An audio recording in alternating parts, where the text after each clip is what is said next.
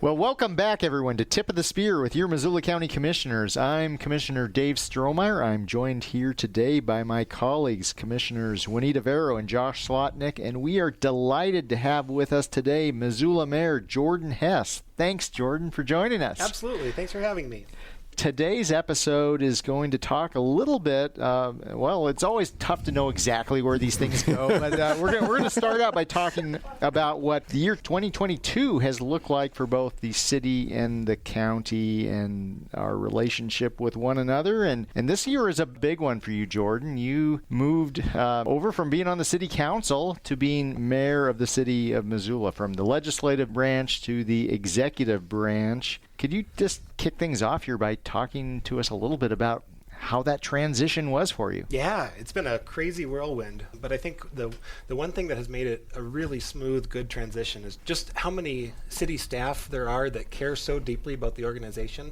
I have had so much help getting up to speed and understanding the work that the city does at a deeper level. And every day when I get up and go into the office, I am just so impressed at the dedication to the organization and just the good work that everyone is doing.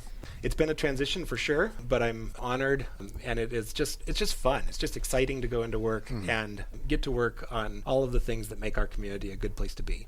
Are there, I guess, just to follow up, are there... Yeah, what surprised you? Yeah, I was going to get him with that one, too. What surprised you in the new role? So you were in city council for a long time, right? Yeah, but just about 9 years. And the thing that surprised me in the mayor's seat is the volume of work that comes through the city. There is so much. I mean, and the county, too. You know, we're just big service providers, and we do so much, and we touch the lives of so many people. And I think local government has this ability to really be a transformative force in people's lives, a force that makes people's lives better. And we do that for the residents we serve day in and day out. And just the volume of good work, that's been the biggest surprise. Wow. This was a really big year, and I'm going to start on a sad point and then move forward. Our friend passed away. I mean, not just our colleague, but our friend and kind of a legend in local politics. When you think about John's legacy, what comes to mind? When I think about John's legacy, I think about his ability to plan really for decades. I mean, he was making decisions on a 50-year time horizon when he made the move to acquire our water system. That's a multi-generational decision. When he supported an open space bond, same thing. That's a multi-generational decision. And that's something that I think we can all learn from John Engen, was just really looking out, what kind of community do we want our grandchildren's grandchildren to live in? And what can we do now to lay the groundwork to make sure that that community exists in the future? Wow. So given those are the steps you're standing on, what are your priorities? Well, so big shoes, but also such a good foundation for sure, to take off from. I think that we have, in Missoula, but across the region and around the West and throughout the country, we have really three converging crises, and those are housing and climate and equity. And figuring out how those are interrelated here in Missoula and how we go about solving and moving the needle on those are the defining issues of our generation. And those are the lenses that we're trying to look at municipal decisions through at the city of Missoula. What does it do for housing? What does it do to make our community a more just, equitable, and inclusive place to live? What does it do to make us a more climate resilient, more sustainable community? And I think those are really where our opportunities are. We have challenges in those areas, and that's why we're looking at those lenses, but we have so much opportunity, and we have the ability to be hopeful. I heard recently that hope is earned, and we've earned the ability to be hopeful about these because we're doing good work in these areas.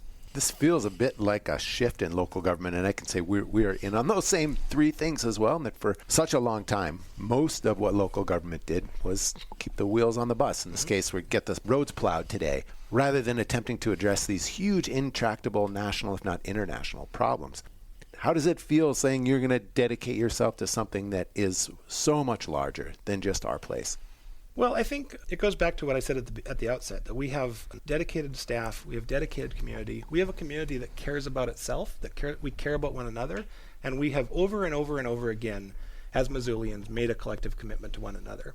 So we're going into big challenges, but we're doing it with good partners. You've said it a lot, Josh, that this is the golden age of local government. Yeah. And it is. I mean, we're able to do so much because we approach these problems together and because we approach them with a goal of getting to a solution. I think that that's the comfort in it, is that we're approaching the issues of our time as partners and as teammates. I think that is so true. So I started on the city council in 2006. So over the 17 years that I've been involved in either city of Missoula government or Missoula County, I really do believe that we are at a point in time when collaboration has never been better than now. So that is a super exciting foundation to build upon and to launch from. And also something, just part of the, I think, the ethos of both city and county government. And I heard former Mayor John Engen say this a lot, is let's not make the perfect the enemy of the good. Because when we're talking about multi-generational, big, bold projects, it's, I think, pretty easy to just get paralyzed by the magnitude of it, but to be able to come to these issues and problems and challenges with a spirit of, you know what, we might not get this thing totally perfect, but we got to start. We're burning daylight. So, and that idea of partnership too isn't just with the city and county. I mean, it's the faith community, the business community, the private sector. Totally. I mean, that's the level of partnership that made this the golden age of local government, or this kind of secret sauce, or allows us to be successful, and us, the community, to be successful. Like, we couldn't do it just with the governmental entities. Yeah. It would be insufficient. Absolutely. Totally true. Thinking back over the year, like, what's a memorable city-county collaboration? Well, so it's been a multi-year collaboration, but our work around the pandemic was really monumental from a collaborative standpoint. I remember March of 2020, there was a group of city and county and university and folks from around the community that met twice daily and, and really figured out how to respond to the pandemic as it was developing. As guidance was changing on the hour, we were meeting and collaborating in real time. And I think that was a really good collaborative effort that a lot of things grew out of. So our Operation Shelter efforts over the past couple of years now have been a really impactful effort. The work around collectively making sure that those in our community who are experiencing crisis have the ability to have their basic needs met. That collaboration from this year, and we've got some challenges looking forward with figuring out how to fund those programs, but looking back over the last year, we've had some phenomenal successes in that area. And we're going to need to regroup now moving forward, but we've got a good foundation to stand on. Yeah, I think that's so true. I try to put myself back in February of 2020 and what we were thinking and working on then, and just the dramatic changes over the past couple of years, including just from a technology standpoint. I think what we're doing right here by way of a podcast is at least partially born out of the need to, or the desire to enlarge the conversation with the community beyond our traditional ways of communicating. Yeah, in real time, because it's hard to remember how chaotic it really was. Because now we've kind of like normalized things, and it's hard to remember, that uncertainty in March of 2020. I remember being in this room looking out the window and seeing no cars parked on the street. Like, wow. Yeah. Well, the nexus between the pandemic and Operation Shelter initiatives, where we were really dealt a hand where the Poverello, for instance, was not able to be at full capacity, and we needed to figure out a way to address houselessness, and we tried some things worked better than others, and that's okay. The option would have been just getting wrapped around the axle of the problem and doing nothing. And you mentioned those big three intractable problems. It seems it came out of the pandemic, a new light shined on equity issues and on housing. Those things, all those issues just became more exacerbated. Yeah. Well, they all relate to our community well-being, our ability to have our needs met and thrive in our community. And the joint city-county effort around justice, equity, diversity, and inclusion calls for creating a community where everybody can have their needs met. And I think that's something that there's a lot of lessons we can move forward with from that. In any of these collaborations, whether it's climate, whether it's housing, and a subset of housing is Operation Shelter, whether it's equity, in any of those cases where we've worked on these seemingly intractable problems, can you think of any particular take-home message or lesson that you personally or as the city of Missoula learned over the course of the last year? Yeah. So first of all, these are issues we can solve. These are issues that we can make an impact on. we can move the needle on homelessness. We can move the needle on climate. It's maybe not as far as it needs to move, but it is within our ability as local government to have an impact on people's lives. So that's the biggest thing, is that with a seemingly intractable problem, inaction is the worst possible option. If you look back at our housing policy, the City of Missoula's housing policy, A Place to Call Home, has a variety of different strategies that can be employed. And those range from land banking, where we hold city-owned land to be redeveloped in a way that's beneficial to our housing goals. It goes to how we use our tax increment financing, so investing urban renewal district financing into workforce housing. It goes to our Affordable Housing Trust Fund, which was the first in the state of its type. All of these things are tools that address a really large problem, and that's the affordability and attainability of housing in our community. None of them work on their own in a vacuum, but all of them have an impact. And collectively, we've got over 400 units of income qualified housing that'll come online in 2023 because of that housing policy. And so you look at a problem that is seemingly intractable, and you just have to break it down into steps that make it approachable. How do you eat an elephant? Yeah, right. Where do you think that we made some missteps? I think it would be helpful for folks to know that we have made mistakes and we've learned from them. Any examples come to mind? Mm-hmm. We're going to have to regroup after the Crisis Services Levy failed. Yeah. Those programs are important, and they're important to our community, and we're also up against an untenable property tax situation. And so I think one way of course correction is to go to the legislature and really compel the urgency of our property tax situation. We have this fundamentally broken property tax system that was built on an economy that doesn't exist anymore.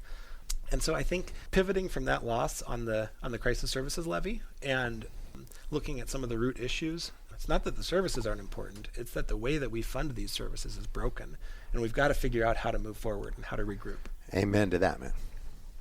And I think that we need to be really proactive at the legislature about just raising awareness of how untenable our property tax situation is. Because keeping the lights on is important, and keeping the ability to innovate and run these innovative services is really important to our community. But we're really boxed in as far as how we can fund the services that our community relies on. And expects and deserves. Yeah. And nobody wants the roads to be plowed less often, or the police to come less quickly, or the dog poop bags in the park to be stocked less frequently. Mm-hmm. Nobody wants those things. People value the services, and we really do provide a tremendous value, but the method of how we pay for it is broken.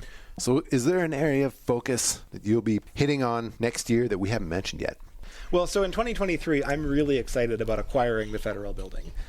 The federal building is, it's a century-old asset, and it is this beautiful building in downtown Missoula. They don't build buildings like that anymore.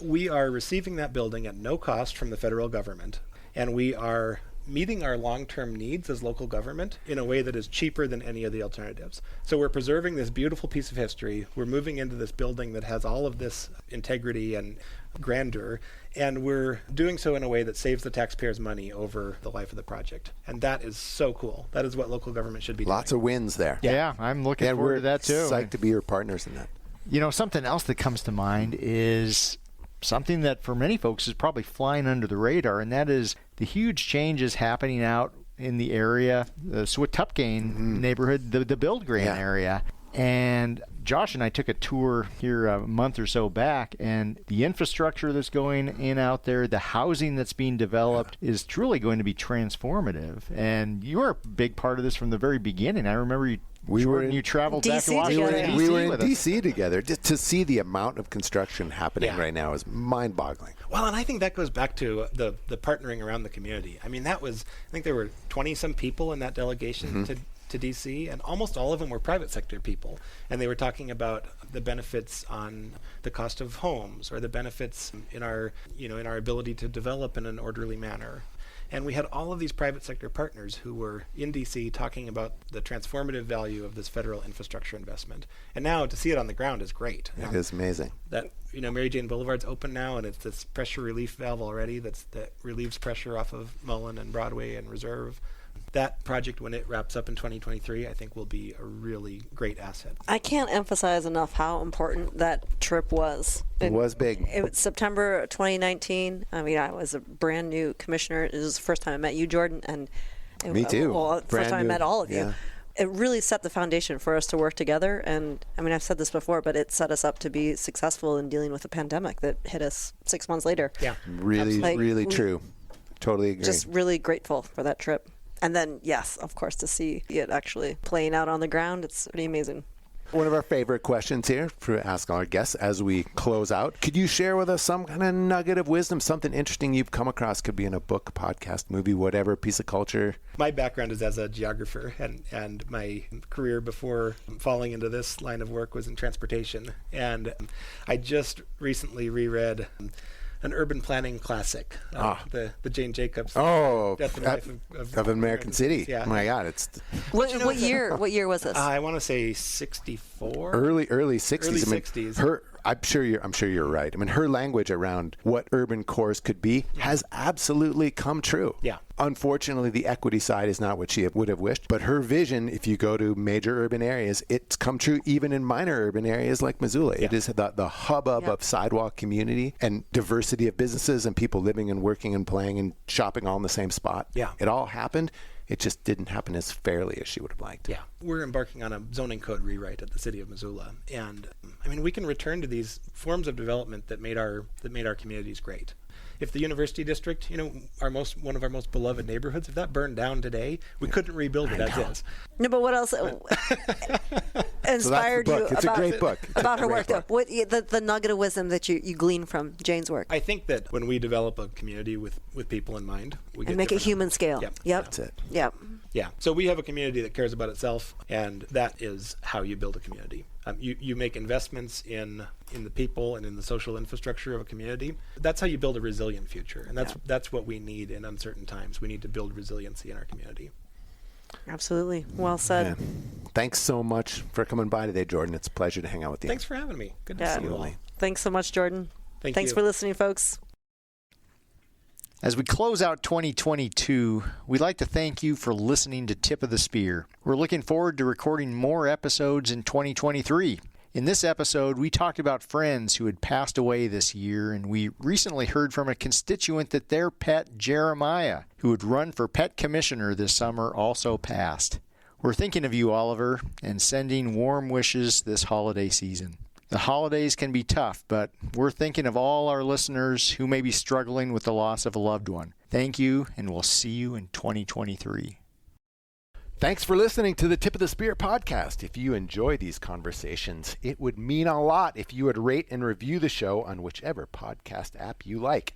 And if you know a friend who would like to keep up with what's happening in local government, be sure to recommend this podcast to them. The Tip of the Spear podcast is made possible with support from MCAT, better known as Missoula Community Access Television, and our staff in the Missoula County Communications Division. If you have a question or topic you'd like us to address on a future episode, email it to communications@missoulacounty.us.